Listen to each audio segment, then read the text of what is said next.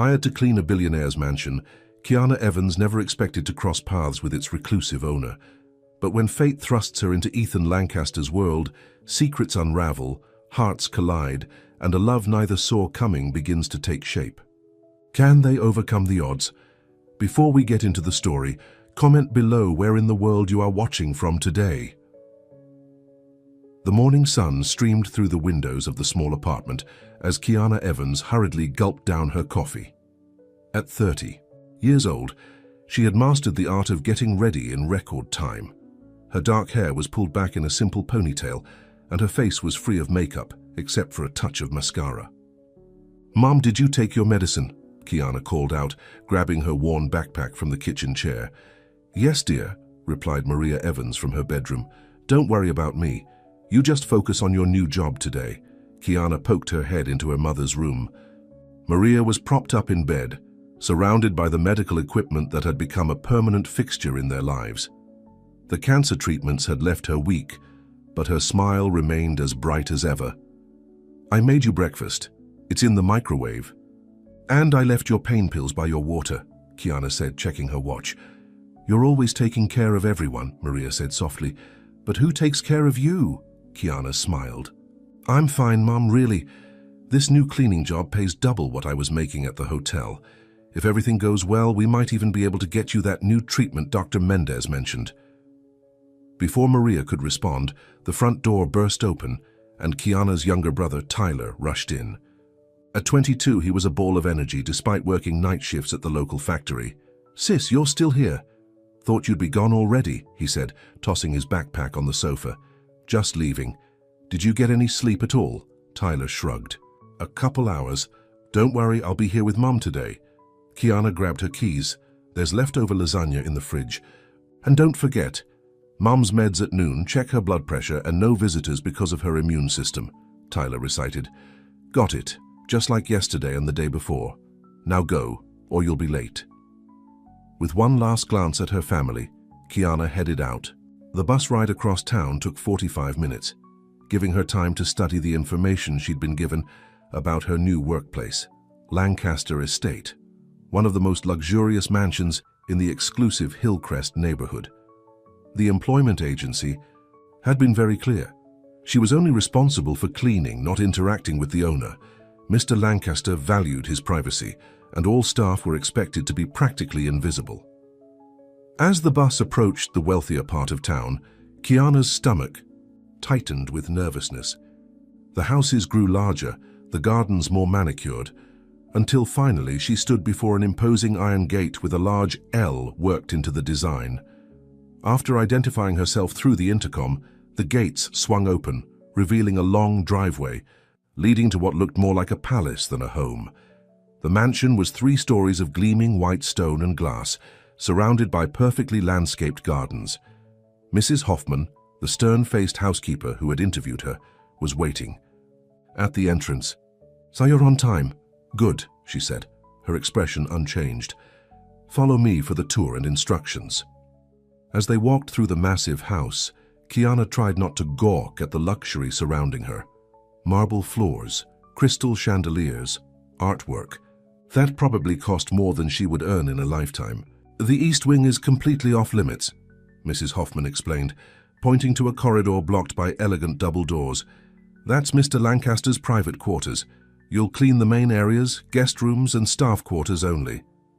"What about Mr. Lancaster's office or other rooms he uses?"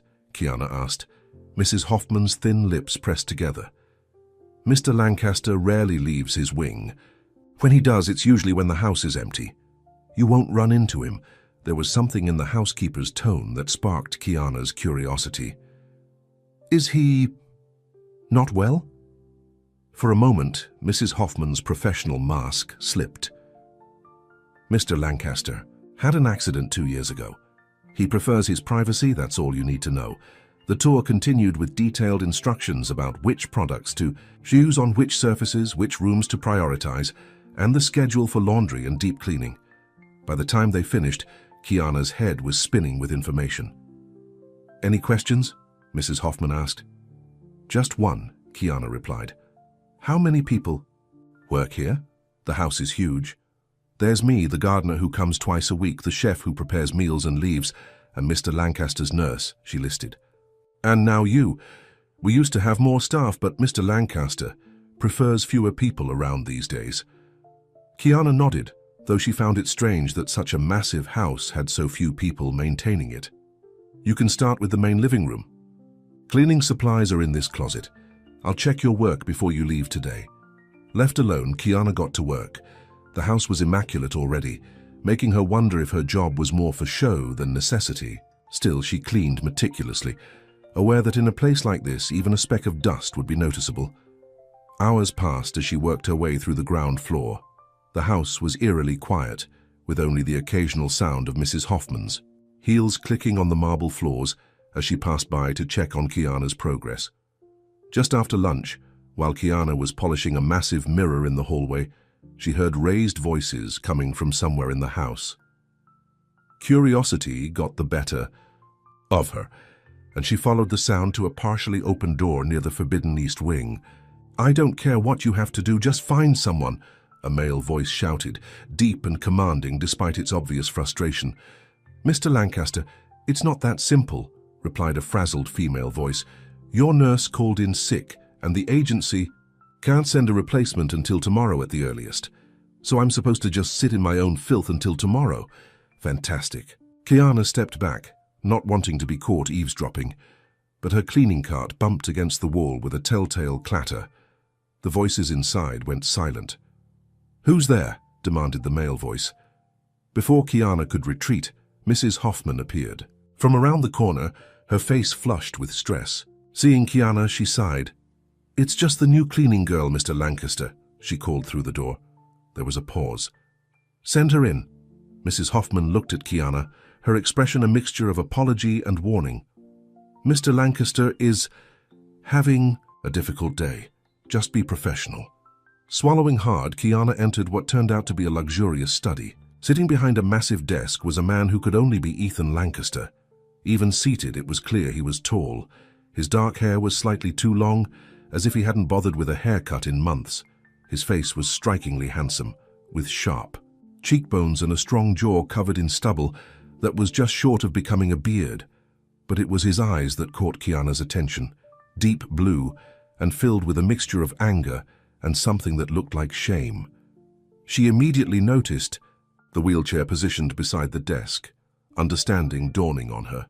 "So you're the new cleaning girl," he said, his tone dismissive as his eyes swept over her. Kiana straightened her shoulders. "Kiana Evans. I'm here to clean your house, not to be called girl." She regretted the words as soon as they left her mouth. This was her first day, and she was already talking back to her employer. But to her surprise, a flicker of something, respect perhaps, crossed Ethan's face before his scowl returned.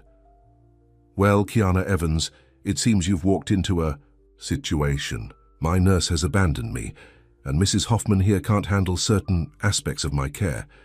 Mrs. Hoffman looked mortified. "Mr. Lancaster, I'm sure we can find a solution that doesn't involve the cleaning staff." "Why not?"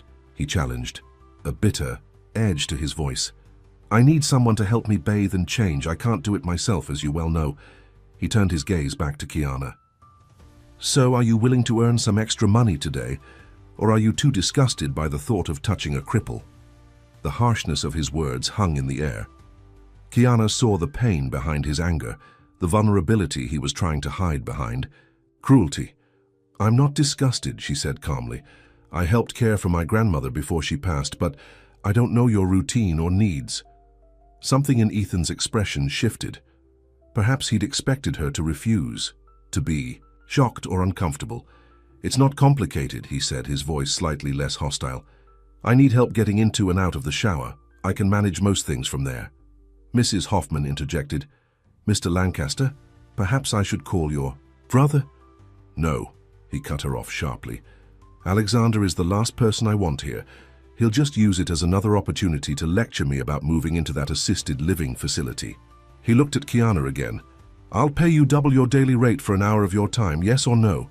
Kiana thought about her mother, about the expensive treatments that might give her a few more years, about the stack of medical bills on their kitchen table. "Yes," she said firmly. "I'll help." 20 minutes later, Kiana found herself following Ethan's wheelchair through the forbidden East Wing. His bedroom was massive, with floor-to-ceiling windows overlooking the gardens and a bed large enough for 4 people. Everything was designed for accessibility: wider doorways, lower countertops in the attached bathroom, grab bars strategically placed. "I'll tell you what to do," Ethan said as they entered the bathroom. "I don't need your pity or your conversation." Kiana nodded, keeping her expression neutral.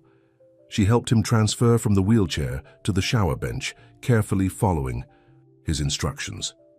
When it came time to help with his clothes, she remained professional, treating the task as she would any other. What struck her was how physically fit he was. His arms and upper body were powerfully built, clearly the result of compensating for his paralyzed lower half. The accident, whatever it had been, had taken his mobility but not his strength. Throughout the process, Ethan remained silent except for necessary directions. But Kiana caught him watching her in the mirror, perhaps looking for signs of disgust or discomfort. He wouldn't find any. Her mother's illness had taught Kiana that bodies were just bodies, and everyone needed help sometimes. "You can wait outside while I shower," he finally said once he was situated on the shower bench. "I'll call when I'm done." Kiana stepped out, closing the door behind her. She took the opportunity to look around his living space, noting the absence of personal touches. No photos, no mementos. The only sign that the room belonged to someone with interests beyond basic existence was a bookshelf filled with engineering texts and architectural magazines. When Ethan called for her, she helped him dry off and dress with the same efficiency she'd shown before. As she assisted him back into his wheelchair, her hand accidentally brushed against his, and she felt him flinch at the contact. "Thank you," he said stiffly once he was settled, the words seemingly difficult for him. "Mrs. Hoffman will add the extra payment to your wages." Kiana nodded. "Is there anything else you need before I go back to my regular duties?" "No," he replied, already turning away. "You can go." She was almost to the door when his voice stopped her. "Why didn't you flinch?" he asked, his tone genuinely curious beneath the defensive layer. "When you saw my legs, when you had to touch me, everyone flinches or gets that look in their eyes." Kiana turned back to him. "My mother has cancer. She has a colostomy bag and radiation burns. My grandmother had Alzheimer's and couldn't recognize her own children near the end. Bodies break, Mr. Lancaster. It's what happens when we're lucky. Enough to live in them for a while." Ethan stared at her, clearly not expecting such an answer. For a brief moment, his carefully constructed wall of anger cracked, revealing genuine surprise.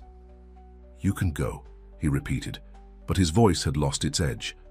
As Kiana returned to her cleaning duties, she found herself thinking about the man in the East Wing.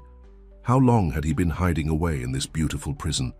How long since someone had treated him as a man rather than a patient or an object of pity?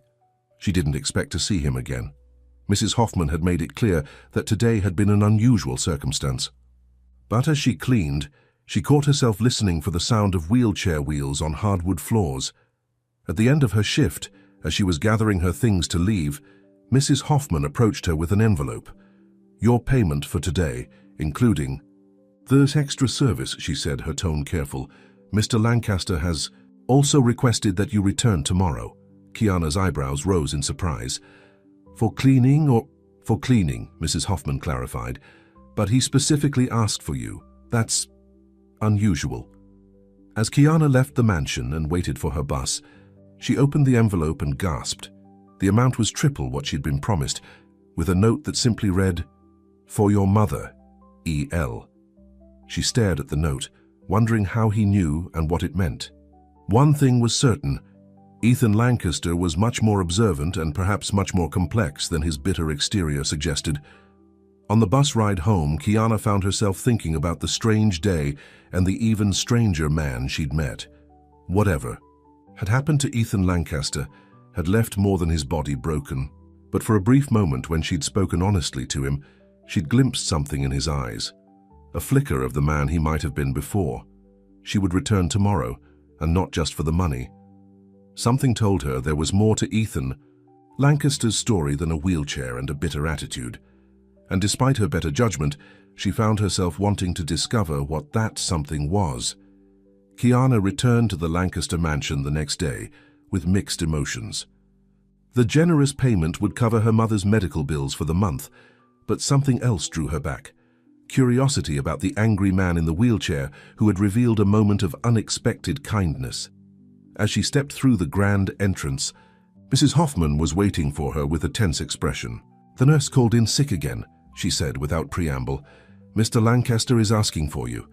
Kiana set down her bag. "For the same reason as yesterday?" Mrs. Hoffman nodded, lowering her voice. "I should warn you, he's in a particularly difficult mood today. His brother visited this morning." "I'll manage," Kiana said, heading toward the east wing. The housekeeper's worried expression suggested this wasn't going to be easy. She knocked on Ethan's bedroom door and heard a gruff, "Come in." When she entered, she immediately felt the tension in the air. Ethan was by the window in his wheelchair, staring out at the gardens with rigid shoulders. "Mrs. Hoffman said you needed assistance," Kiana said, keeping her tone professional. Ethan didn't turn around. "My dear brother Alexander paid me a visit, brought some papers for me to sign. Apparently I'm not capable of managing my own affairs anymore." The bitterness in his voice was raw. Kiana remained quiet, sensing he wasn't finished. "He brought brochures for that fancy assisted living facility again. Says it would be better for everyone if I stopped being so stubborn." Ethan finally turned his wheelchair to face her. "Tell me, Kiana Evans, do I look like I belong in a nursing home?" Despite his obvious anger, Kiana saw the vulnerability beneath it. She studied him carefully before answering. "You look like a man who's built himself a very comfortable prison," she said honestly. His eyes widened slightly, not expecting such directness. "Excuse me?" "This house," she gestured around them. "It's beautiful, but when was the last time you left it? When was the last time you spoke to someone who wasn't paid to be here?" A muscle twitched in his jaw. "I didn't ask for your analysis of my life." "No, you asked if you belong in a nursing home," she replied calmly.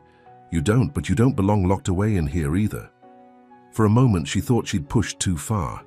His expression darkened, and she braced herself for him to fire her on the spot. Instead, he let out a short, humorless laugh. "You've got guts, I'll give you that.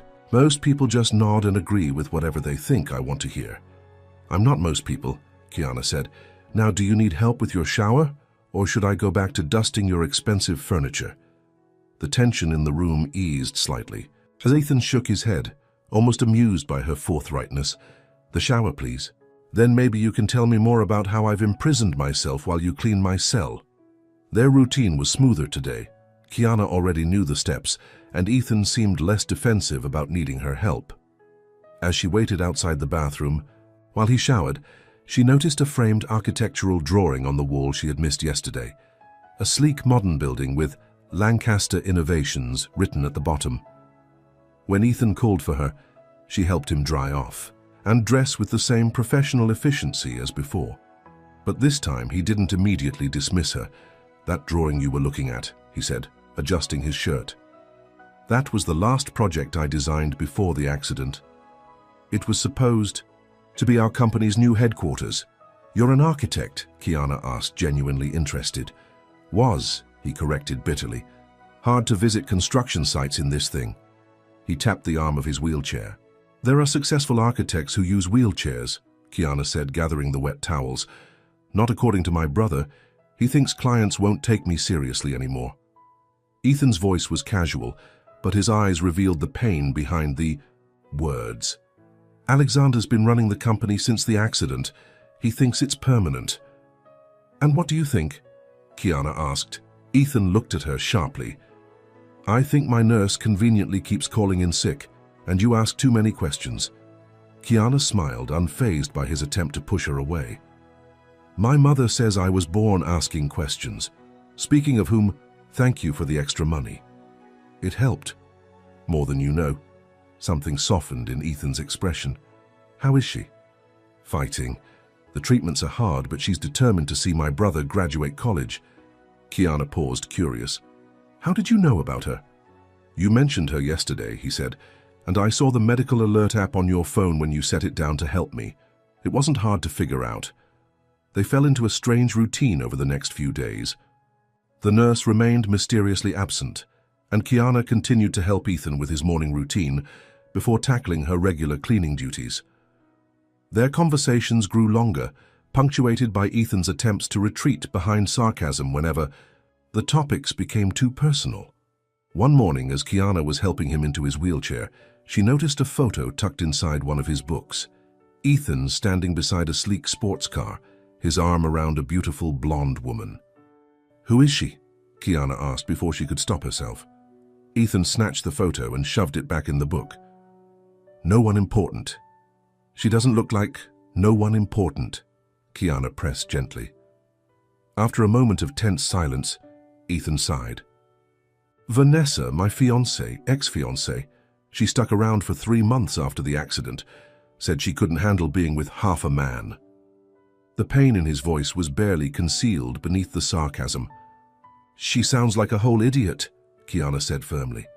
Ethan looked up surprised, then let out a genuine laugh, the first Kiana had heard from him.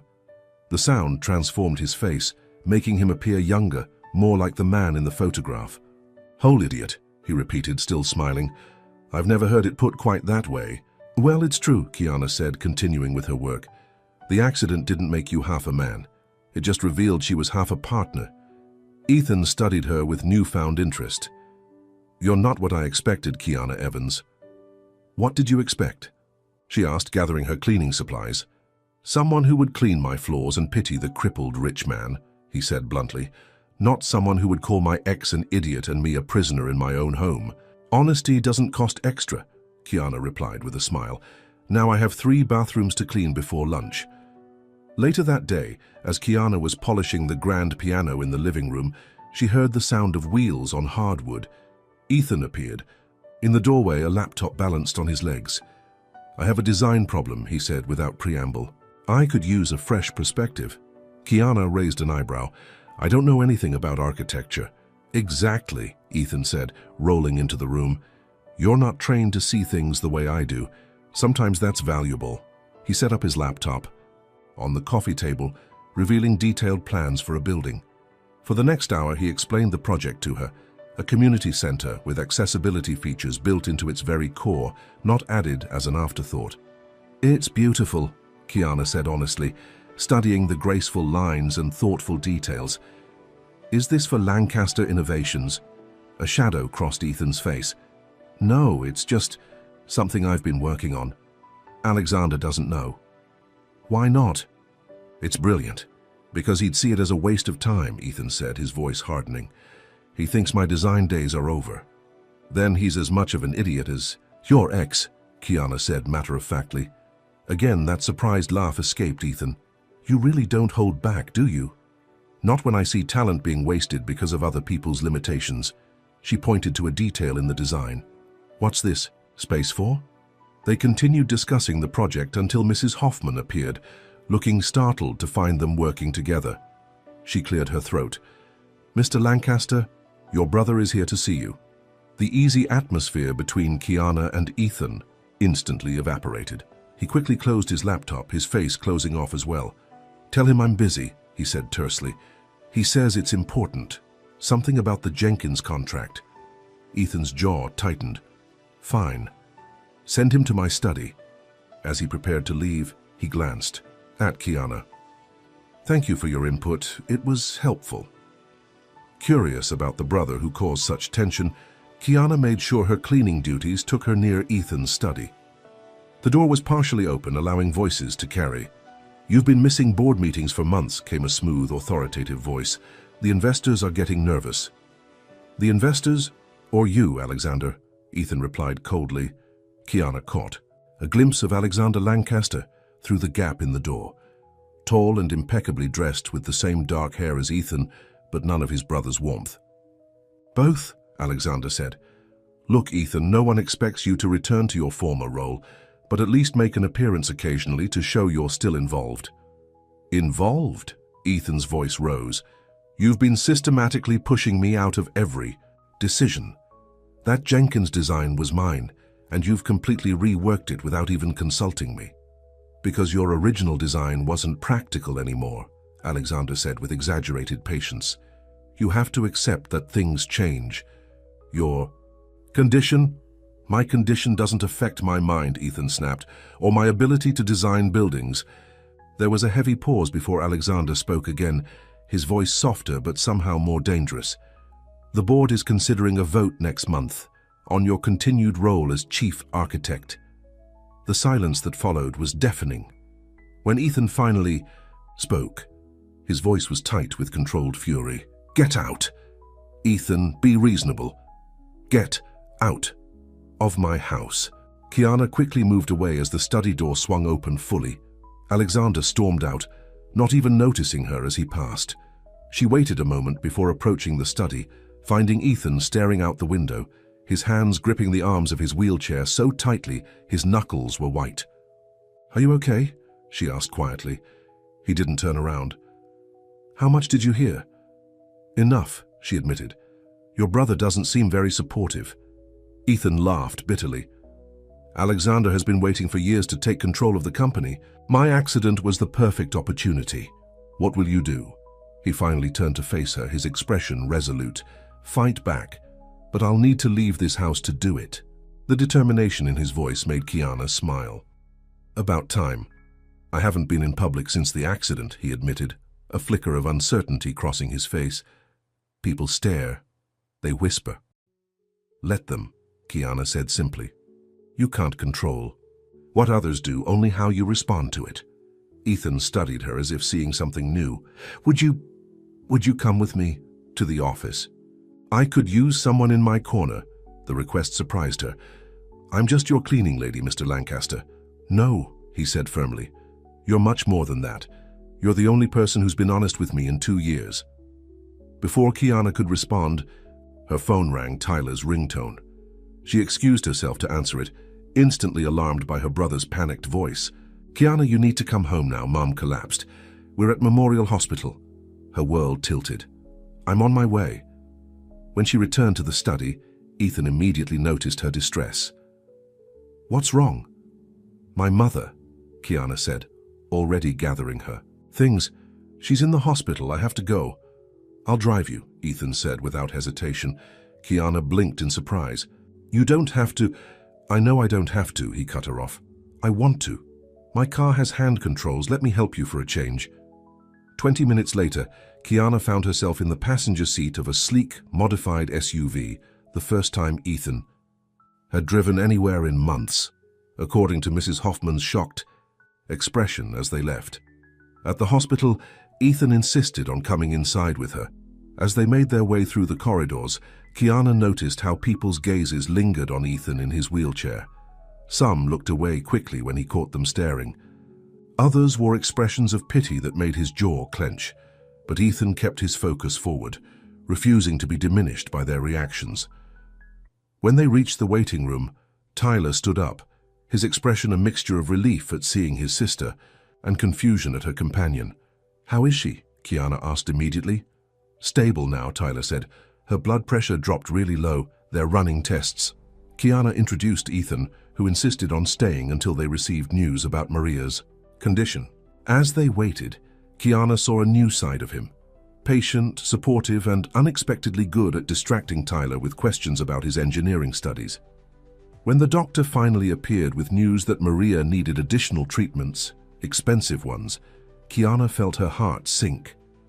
The doctor left them to discuss options, and Tyler stepped out to make some calls. "I can't afford this," Kiana whispered, the weight of reality crushing down on her. Even with the extra money from the job. Ethan was quiet for a long moment before speaking. "Let me help." Kiana's head snapped up. "No, I can't accept that." "Why not?" he challenged. "You've helped me more in 1 week than anyone has in 2 years. That's different. It's my job." "Telling me I've built myself a prison wasn't in your job description," he pointed out. "Neither was giving me the courage to leave my house today." Their eyes locked, an unspoken understanding passing between them. "This isn't charity, Kiana," Ethan said softly. "It's friendship." The word hung between them, simple yet profound. In the sterile hospital waiting room, something shifted in their relationship. No longer employer and employee, but two people facing different battles, finding unexpected strength in each other. "Okay," Kiana finally agreed, "but I'll pay you back somehow." Ethan smiled. "You already have." That evening, as Kiana sat by her mother's hospital bed, she thought about the strange turn her life had taken. What had begun as a simple cleaning job had become something neither she nor Ethan could have anticipated. Across town, Ethan Lancaster sat in his study, looking at the architectural plans on his computer screen with renewed purpose. For the first time in 2 years, he felt something he had thought was lost forever: hope. And it had come from the most unexpected source: a cleaning woman who saw beyond his wheelchair to the man still fighting to break free. 2 weeks had passed since Maria Evans' hospitalization. Thanks to Ethan's financial assistance, she was receiving the advanced treatments Dr. Mendez had recommended. Kiana had tried to refuse, but Ethan had been insistent, arranging everything directly with the hospital to prevent her from declining his help. "Consider it an advance on your salary," he had said when she protested. "Besides, I have more money than I know what to do with." Their relationship had changed dramatically. Though Kiana still cleaned the mansion, her duties now included helping Ethan prepare for his increasingly frequent trips to the Lancaster Innovations offices. The regular nurse had mysteriously been reassigned to another client, and Mrs. Hoffman no longer questioned Kiana's presence in the East Wing. On a sunny Tuesday morning, Kiana arrived at the mansion to find Ethan already dressed and waiting in the kitchen, his laptop open on the table. "You're up early," she remarked, setting down her bag. "Board meeting today," he replied, his expression determined. "Alexander thinks he's going to push through that vote to remove me as chief architect. He's in for a surprise." Kiana smiled, pouring herself a cup of coffee. "What's your plan?" "I'm presenting the community center design, with a few modifications based on your suggestions, actually." He turned the laptop so she could see the screen. "See how I adjusted the entry plaza?" Kiana leaned closer, their shoulders almost touching. As he explained the changes, she was increasingly aware of these small moments of closeness: the brush of his hand against hers when she handed him documents, the way his eyes lingered on her face when he thought she wasn't looking. "It's perfect," she said, genuinely impressed by the elegant design. "They'd be fools to ignore your talent." Ethan's confidence faltered slightly. "Alexander can be very persuasive, and the board hasn't seen me in months. They might think I'm not capable anymore." "Then show them they're wrong," Kiana said, firmly. "You're still the same brilliant architect you always were. The only difference is you sit down more often now." Ethan laughed, the sound becoming more natural the more time they spent together. "You have a gift for simplifying things." "Speaking of simplifying," Kiana said, checking her watch, "we should leave soon if you want to be early for that meeting, too." Her surprise, Ethan reached out and took her hand. "Come with me." "To the board meeting?" "I don't belong there, Ethan." "Neither do I, according to Alexander," he said with a wry smile. "But I want you there. You've become my good luck charm." The hesitation in his voice suggested he'd been about to say something else. Kiana felt her heartbeat quicken. "What about my cleaning duties?" she asked, trying to maintain some professional distance, even as her resolve weakened. "Mrs. Hoffman can manage for one day," Ethan insisted. "Please, Kiana," how could she refuse when he looked at her that way? "All right, but I'm not dressed for a corporate meeting." Ethan's eyes traveled over her simple uniform. "We can fix that. Consider it part of your job today." An hour later, Kiana found herself in a high-end boutique, watching in disbelief as Ethan instructed the saleswoman to bring outfit after outfit for her to try on. "This is too much," she protested, as he dismissed another dress for being not quite right. "It's necessary," he replied, his eyes lighting up as the saleswoman returned with a sleek navy blue dress. "That one. Try that one." In the fitting room, Kiana stared at her reflection, hardly recognizing herself. The dress was simple but elegant, making her look professional and confident. When she emerged, Ethan's expression made her blush. "Perfect," he said softly. By the time they arrived at Lancaster Innovations headquarters, a gleaming tower of glass and steel in the heart of downtown, Kiana felt like she was living someone else's life. Employees stared as Ethan wheeled himself, Through the lobby, whispers following in their wake. It was clear that his appearance was causing a stir. "Mr. Lancaster." A young woman hurried toward them, her expression a mixture of surprise and delight. "We didn't know you were coming in. Today." "Hello, Jessica," Ethan replied warmly. "I decided it was time to check in personally. Is the board assembled?" "Yes, sir. Your brother is just beginning the meeting." Jessica glanced curiously at Kiana. "This is Kiana Evans, my assistant," Ethan said, the lie coming easily. "She'll be joining us." As they rode the elevator to the top floor, Kiana whispered, "Your assistant?" "It was easier than explaining you're the woman who helps me shower and has been giving me the courage to reclaim my life," he whispered back with a mischievous smile. The boardroom fell silent as Ethan wheeled himself in, Kiana a step behind. Alexander Lancaster stopped mid-sentence, his expression shifting from shock to barely concealed annoyance. "Ethan," he said, recovering quickly, "this is unexpected. We weren't aware you'd be joining us." "Clearly," Ethan replied dryly, positioning his wheelchair at the empty space at the head of the table. "Please don't let me interrupt. You were saying something about my continued role as chief architect?" The tension in the room was palpable. Alexander's smile didn't reach his eyes. "We were discussing the company's direction moving forward. Given your situation, we thought it might be time to consider a leadership change in the design department. My situation hasn't affected my ability to design," Ethan said firmly. "In fact, I've been working on something new." He pulled out a flash drive and handed it to Jessica. "If you wouldn't mind bringing this up on the screen." As the community center plans appeared on the large display, Ethan began to present with a confidence and passion that transformed him. Kiana watched from her seat by the wall, filled with pride as he expertly addressed questions and defended his innovative approach to accessibility. Most of the board members seemed genuinely impressed, but Alexander's expression grew increasingly sour. When Ethan finished, Alexander cleared his throat. "It's a nice concept. Rather, but hardly practical for our commercial clients. They want profit-maximizing designs, not charity projects, sir." "This isn't charity," Ethan countered. "It's innovation. Universal design principles benefit everyone, not just people with disabilities. And it opens up new markets for Lancaster innovations." "The board needs to consider what's best for the company," Alexander insisted. "And frankly, your limited mobility makes site visits and client meetings problematic." "That's why I have an assistant now," Ethan replied smoothly, gesturing to Kiana. "Problem solved." Alexander's gaze turned to Kiana, cold and calculating. "Yes, your assistant. The woman who was cleaning your house just last month." A murmur rippled through the board members. Kiana felt her cheeks burn, but kept her expression neutral. How had Alexander learned about her role? "Ms. Evans has multiple qualifications," Ethan said, his voice tight. "And her previous employment is irrelevant to this discussion." "I disagree," Alexander said, his tone falsely sympathetic. "It speaks to your judgment, Ethan. First, you isolate yourself for 2 years, refusing to participate in company operations. Then you suddenly appear with a housekeeper pretending to be an executive assistant, presenting designs that completely depart from our established brand." He turned to the board members.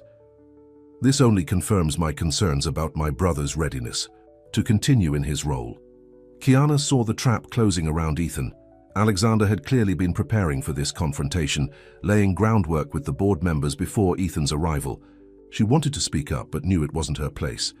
To her surprise, Ethan remained calm. "You're right about one thing, Alexander. I have been isolated, by choice at first, then by habit. And during that time, you've been systematically changing. The company my father built, shifting away from the principles of design excellence toward mere profit maximization." He turned to address the entire board. "But I'm back now, and I'm not going anywhere. If you want to vote me out, go ahead. But know that I retain controlling interest in this company, something my brother seems to have conveniently forgotten to mention." Alexander's face paled. "That's not—" "Check the bylaws," Ethan continued, his voice strengthening. "My father ensured that creative control would always remain with a Lancaster who understood design. That's me, not Alexander. I've allowed my brother considerable freedom during my absence, But that ends today. The room fell silent as the board members exchanged glances. It was clear that Alexander had misled them about Ethan's position in the company. An older board member finally spoke up. I think we should table this discussion for now. Ethan, it's good to have you back. Perhaps you and Alexander can work out your differences privately before we proceed. The meeting adjourned shortly after, with Alexander storming out without another word to his brother. As the room cleared, Ethan let out a long breath, the confidence he'd displayed giving way to exhaustion. Are you okay? Kiana asked softly, moving to his side. Better than I've been in years, he replied with a tired smile. Thank you for being here. I didn't do anything, she protested. You did everything, he said, his eyes meeting hers. I wouldn't have had the courage to come back if it weren't for you. As they prepared to leave, Jessica appeared at the door. Mr. Lancaster, there are several employees who'd like to say hello. They've missed you. What followed was a procession of designers, architects and other staff members coming to welcome Ethan back. Kiana stepped aside, watching as he reconnected with his team, the easy rapport suggesting he had been a well-liked leader before his accident. It was nearly evening when they finally left the building. In the car, Ethan was quieter than usual, lost in thought. You're a natural leader, Kiana said, breaking the silence. They all respect you so much. I abandoned them, Ethan replied, regret heavy in his voice. After the accident, I convinced myself they'd be better off without me, that everyone would be. It's not too late to make things right. He glanced at her. No, it's not. Starting with dinner. You must be starving. Before she could respond, he was already changing direction, driving toward an upscale restaurant overlooking the city. Kiana felt a flutter of nervousness. This was feeling less like a work relationship and more like something else entirely. The restaurant staff greeted Ethan by name, suggesting he had once been a regular. They were led to a table with a spectacular view of the sunset over the city skyline. After they ordered, Ethan raised his glass in a toast. To new beginnings, he said, his eyes never leaving hers. To new beginnings, she echoed, trying to ignore the way her pulse quickened under his gaze. As they ate, their conversation flowed easily, touching on everything from Kiana's dreams of going back to school to Ethan's ideas for reshaping his company. For those few hours, the differences in their backgrounds and circumstances seemed to fade away. Why did you really ask me to come with you today? Kiana asked as they finished dessert. Ethan was quiet for a moment. Because when I'm with you, I forget about the wheelchair. I forget about the accident. I just feel like me again. The honesty in his voice touched something deep inside her. Ethan, Her phone rang, interrupting the moment. It was Tyler. With the apologetic smile, she answered. Kiana, you need to come home, Tyler said, his voice tight with worry. Mom's not doing well. The doctor says the treatment isn't working as they hoped. Her happiness evaporated instantly. I'll be right there. Ethan didn't ask questions, immediately calling for the check and driving Kiana to her apartment. When they arrived, he surprised her by turning off the engine. I'm coming with you, he said, leaving no room for argument. The small apartment was a stark contrast to Ethan's mansion, but he showed no reaction to the humble surroundings. His focus was entirely on supporting Kiana, as Tyler explained the situation. Maria's cancer had spread despite the treatments, and her condition was deteriorating rapidly. The doctor wants to try an experimental treatment, Tyler said, his young face lined with worry. But it's not covered by insurance. Whatever it costs, I'll cover it, Ethan said immediately. Tyler looked at him in surprise. You don't even know us. I know, Kiana, Ethan replied simply. And that's enough. Later that night, after arrangements had been made for Maria's new treatment, Kiana walked Ethan back to his car. The night air was cool, and Ethan had insisted she wear his jacket over her new dress. I don't know how to thank you, she said, her voice thick with emotion. You don't need to, he replied. You've given me something far more valuable than money. Kiana, what's that? A reason to get out of bed in the morning, he said softly. A reason to fight for my life again. The moment stretched between them, charged with unspoken feelings. Kiana was acutely aware of how close they were standing, How easy it would be to lean down and... But she pulled back, confusion and doubt flooding her mind. This was her employer, a man from a completely different world. Whatever she thought she was feeling couldn't be real or wise. "It's late," she said, taking a step back. "Thank you for everything today." A flicker of disappointment crossed Ethan's face before he nodded. "Of course. Will I see you tomorrow?" I don't know. I should stay with my mother." "I understand."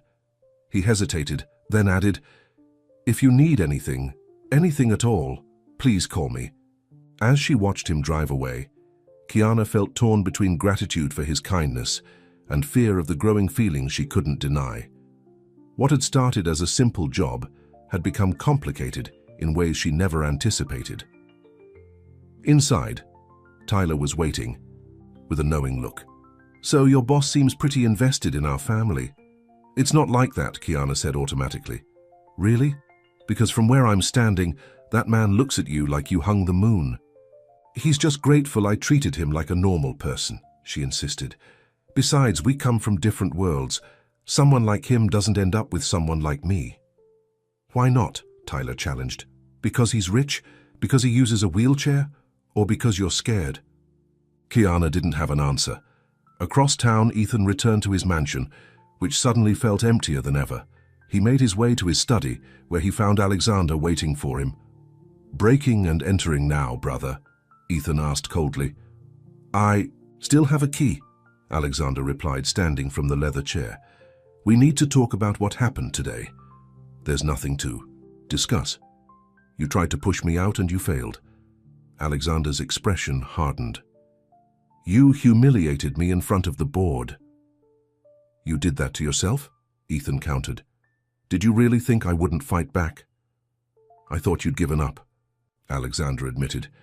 "You've been hiding in this house for 2 years, wallowing in self-pity. What changed?" Ethan thought of Kiana, her directness, her compassion without pity, the way she saw him as a whole person. "I remembered who I am." Alexander studied him for a moment. "It's that cleaning woman, isn't it? I've heard the rumors from the staff. You've developed feelings for her." "Her name is Kiana," Ethan said sharply, "and my personal life is none of your business." "It is when it affects the company," Alexander argued.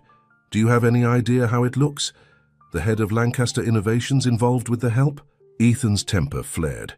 "Get out now!" "She's using you, Ethan," Alexander pressed. "She sees a meal ticket, a way to pay for her mother's medical bills.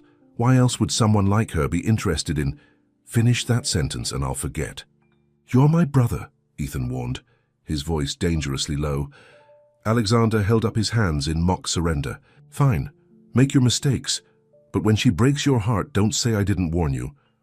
After Alexander left, Ethan sat in the darkness of his study, doubts creeping in despite himself. Was Kiana only kind to him because of his money? The rational part of him rejected the idea immediately. She had been genuine from the start, even refusing his help initially. But another, more insecure part whispered that no woman could truly want him now. Vanessa's cruel words from 2 years ago echoed in his mind. "I need a whole man, Ethan, not half of one." He wheeled himself to the window, staring out at the night sky. Tomorrow would be a turning point, his official return to Lancaster Innovations, and a new chapter in his life. But tonight his thoughts were filled with Kiana and the almost moment they'd shared outside her apartment. For the first time in years, Ethan Lancaster wanted more than just his career back. He wanted a future that until recently he hadn't believed was possible. A future with someone who saw beyond his wheelchair to the man inside. But first, he needed to convince Kiana that what was growing between them was real and worth taking a chance on. The next 2 weeks brought dramatic changes to both Kiana and Ethan's lives.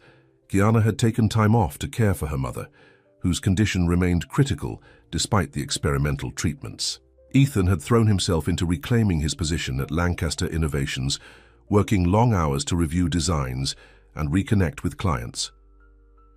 Despite their busy schedules, Ethan called Kiana daily to check on her mother and offer support. He had arranged for the best medical care possible, even flying in a specialist from New York. His generosity both touched and troubled Kiana, who couldn't help wondering if their growing closeness was clouded by his financial help. On a rainy Thursday afternoon, Kiana sat beside her mother's hospital bed, reading aloud from one of Maria's favorite novels.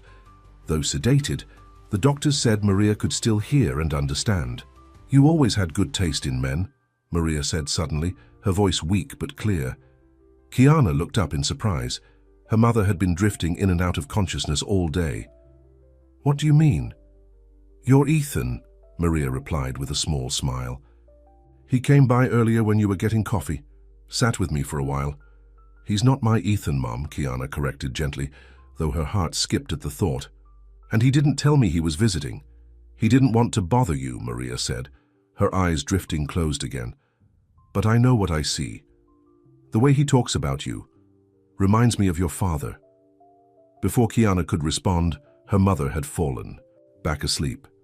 She sat there, confused by the revelation that Ethan had been visiting Maria without telling her.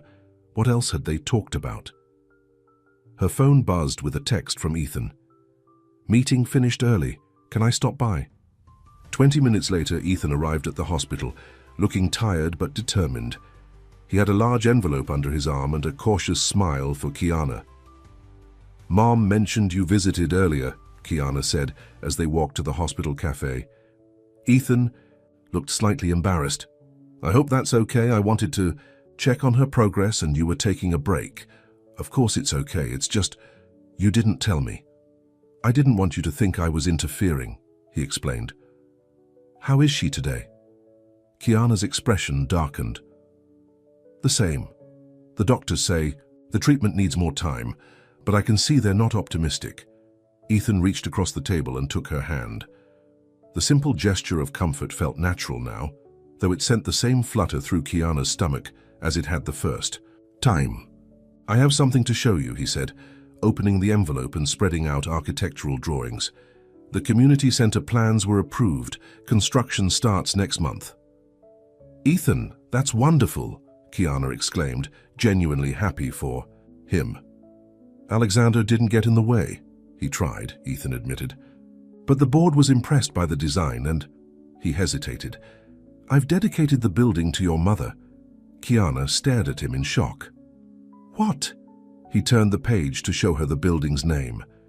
"The Maria Evans Community Center for Accessibility and Arts." "Why would you do that?" she whispered, tears filling her eyes. "Because without you and your family, I wouldn't have found my way back," Ethan said simply. "Your mother raised an extraordinary daughter who taught me to see beyond my limitations." It seemed fitting. Kiana was speechless, overwhelmed by the gesture. Before she could find words to respond, her phone rang. Tyler calling from their mother's room. "Kiana, you need to come back," he said, his voice breaking. "The doctor says, they say it won't be much longer." The next hours passed in a blur, full of grief and medical terms.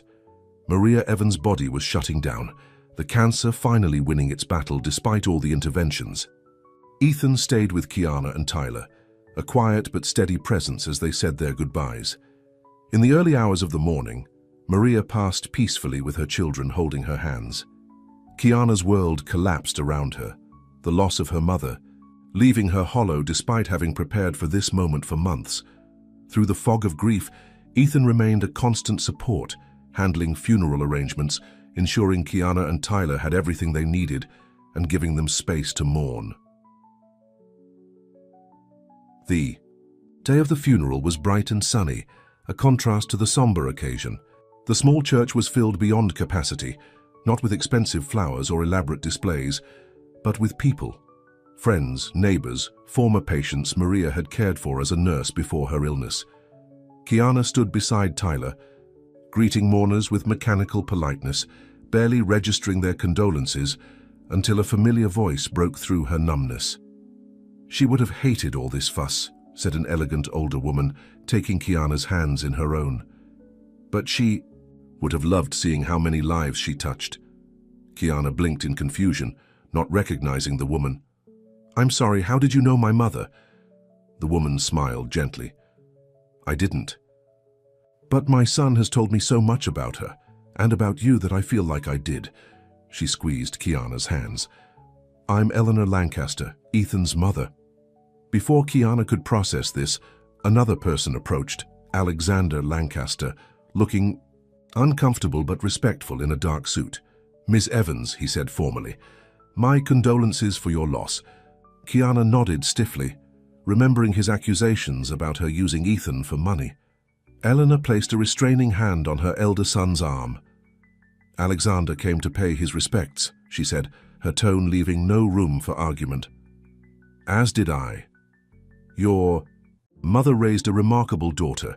After they moved on, Kiana sought out Ethan, who was speaking quietly with Tyler near the church entrance. "Your mother and brother are here," she said, still surprised by their presence. Ethan nodded. "Mom insisted on coming. She wanted to meet you properly, though I wish it had been under different circumstances. And Alexander." "He's trying," Ethan said with a slight shrug. "Mom can be very persuasive when she wants to be." The days following, the funeral passed in a haze of paperwork and decisions. Kiana and Tyler had to deal with their mother's modest estate and the apartment they could no longer afford without her pension. Ethan offered solutions for everything. Tyler could move into campus housing with a scholarship Ethan arranged, and Kiana could stay in the guest house on his property until she decided what was next. "I can't accept that," Kiana said when he made the offer. They were sitting in her half-packed apartment, surrounded by boxes of memories. "You've done too much already." "It's just a practical solution," Ethan insisted. "The guest house sits empty and you need somewhere to stay." "People will talk," she said, voicing one of her many concerns. "Let them," he replied with a shrug. "Since when do you care what people think?" "Since it might affect your reputation," Kiana admitted. "Your brother already thinks I'm using you for your money." Ethan's expression hardened. "Alexander doesn't get a vote in my life anymore. Neither does anyone else." He took her hand. "Kiana, I'm not offering because I feel sorry for you or because I want something in return. I'm offering because I care about you." The sincerity in his voice broke through her defenses. Exhausted from grief and worry, she finally accepted. The Lancaster Estate guest house turned out to be larger than the apartment where Kiana had grown up. Situated at the edge of the property, it offered privacy while still being close to the main house. Ethan had arranged for her things to be moved, and Mrs. Hoffman had stocked the kitchen and placed fresh flowers in every room. "It's too much," Kiana said as Ethan showed her around. "It's not enough," he replied softly. That evening, sitting on the guest house porch watching the sunset, Kiana felt a strange mixture of grief and gratitude. She had lost her mother, but somehow found a support system she never expected. "Penny, for your thoughts," Ethan said, wheeling himself onto the porch with 2 glasses of wine. "Just thinking about how unpredictable life is," she replied, accepting a glass. "A few months ago, I was worried about making rent. Now I'm living in a guest house on a millionaire's estate." "Billionaire, actually," Ethan corrected with a self-deprecating smile. "Not that it matters." "It matters to some people," Kiana said, thinking of Alexander. Ethan studied her face. "But not to you. That's what makes you different, Kiana. You saw me, not my money or my wheelchair, just me." The air between them seemed to thicken with unspoken emotions. Kiana took a sip of wine to steady herself.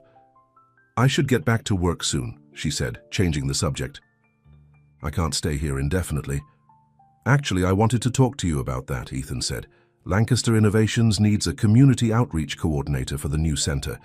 Someone who understands people, who can connect with the community and ensure the center truly serves their needs." Kiana raised an eyebrow.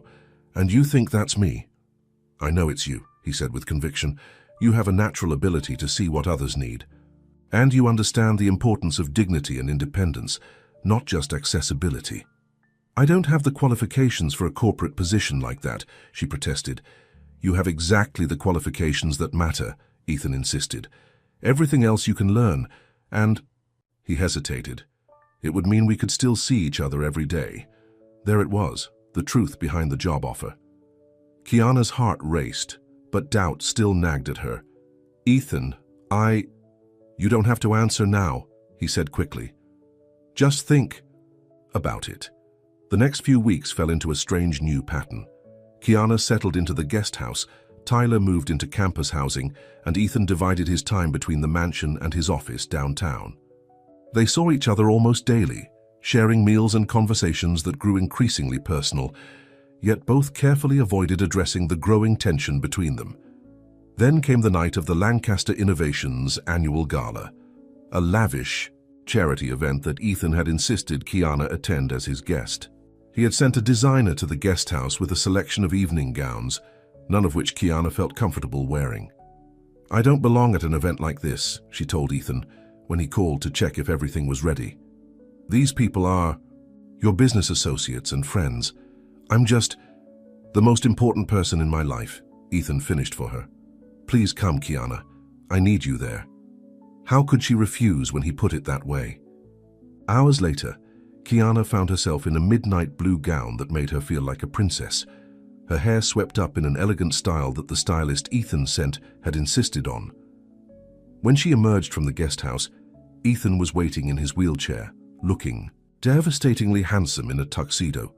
"You are breathtaking," he said, his voice filled with admiration. The gala was held at the city's most exclusive hotel, transformed for the evening into a glittering wonderland of lights and flowers.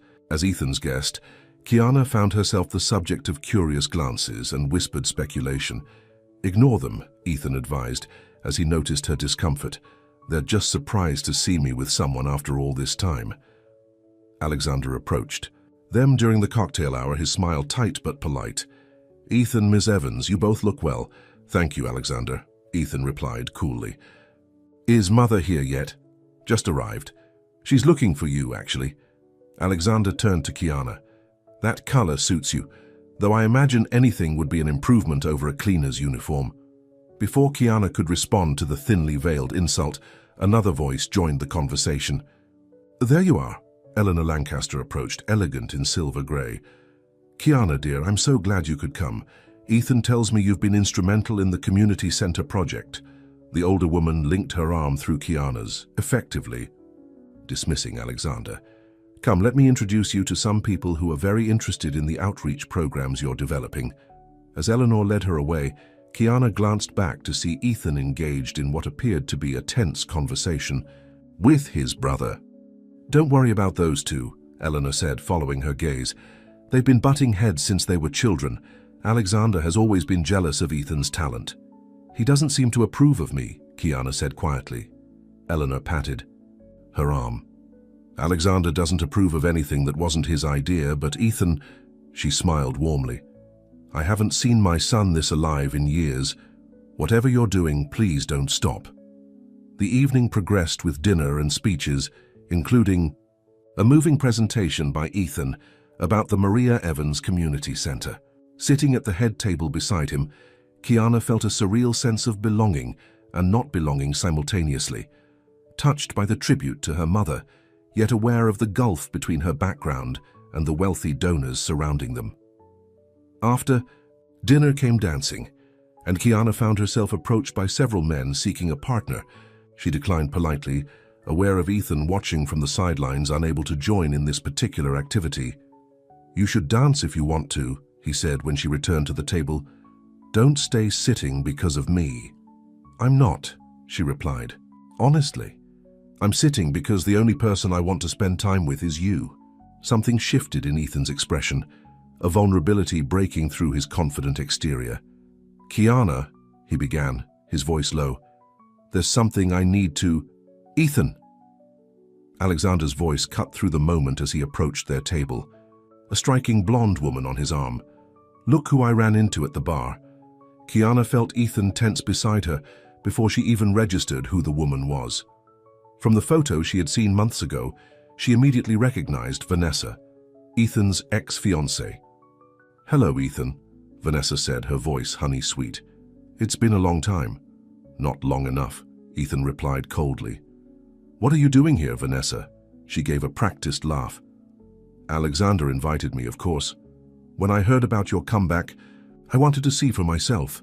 Her gaze flicked dismissively over Kiana. "And who is this?" Before Ethan could answer, Kiana extended her hand. "Kiana Evans. I help Ethan shower when his nurse doesn't show up." The blunt introduction caused Vanessa to recoil slightly and Alexander to cough uncomfortably. Ethan, however, burst into genuine laughter. "Among other things," he added, taking Kiana's hand in his, Kiana is also the inspiration behind our newest project and the most honest person I've ever met. Vanessa's perfect smile faltered. How nice. Alexander mentioned you'd hired help that was a bit unconventional. Alexander talks too much, Ethan said flatly. If you'll excuse us, Kiana and I were just leaving. Without waiting for a response, Ethan guided his wheelchair away from the table, Kiana following beside him. Once they reached a quiet alcove away from the crowd, he stopped and looked up at her with admiration. That was brilliantly handled, he said, still smiling. You should have seen her face. I thought your brother was trying to help you, Kiana said, confused by Alexander's behavior. Alexander's idea of help is pushing me back toward a woman who abandoned me when I needed her most, Ethan replied bitterly. He thinks Vanessa is more suitable than... He stopped abruptly. Then, the cleaning lady? Kiana finished for him. Ethan's expression grew serious. That's not how I see you, Kiana. That's never been how I see you. How do you see me? She asked, her heart pounding. Instead of answering, Ethan reached for her hand and pulled her gently down to his level. His eyes searched hers for a moment before he leaned forward and kissed her, softly at first, then with increasing certainty as she responded. When they finally broke apart, Kiana felt dizzy with emotion. I shouldn't have done that here, she whispered, though she couldn't bring herself to regret it. I'm done caring what other people think, Ethan said firmly. I've wasted 2 years of my life hiding away, ashamed of who I've become. I'm not wasting another minute. He took her hands in his. Kiana Evans, I am completely in love with you, not because you helped me when I was at my lowest, but because you showed me I was still whole, still capable of feelings I thought were gone forever. Kiana felt tears welling in her eyes. Ethan, there are so many reasons this is complicated. Your brother, your position, your world, none of that matters, he insisted. The only thing that matters is how you feel. If you don't feel the same way, I'll understand. But if there's even a chance... I love you too, she interrupted, the words escaping before she could overthink them. I've been fighting it because it seemed impossible, but I do. Relief and joy washed over Ethan's face. Then nothing else matters. It's not that simple, Kiana protested weakly. It can be, he countered. We make it simple. I love you. You love me. Everything else is just details. As if to prove his point, he pulled her into another kiss, unconcerned about who might see them. Later that night, after they had left the gala and returned to the estate, they sat on the guest house porch talking until dawn about their fears, their hopes, and the unexpected journey that had brought them together. What happens now? Kiana asked as the first rays of sunlight appeared on the horizon. Whatever we want, Ethan replied, taking her hand. We can figure it out together. People will talk, she said, echoing her earlier concern. Let them, Ethan said with a smile. Maybe they'll learn something about seeing beyond the surface. 6 months later, the Maria Evans Community Center opened its doors to the public. Ethan and Kiana stood together at the ribbon-cutting ceremony, his wheelchair positioned beside her as they welcomed the first visitors. Alexander attended with their mother, his attitude toward Kiana having gradually shifted from disdain to grudging. Respect as he witnessed her genuine commitment to the center's mission and to his brother's happiness.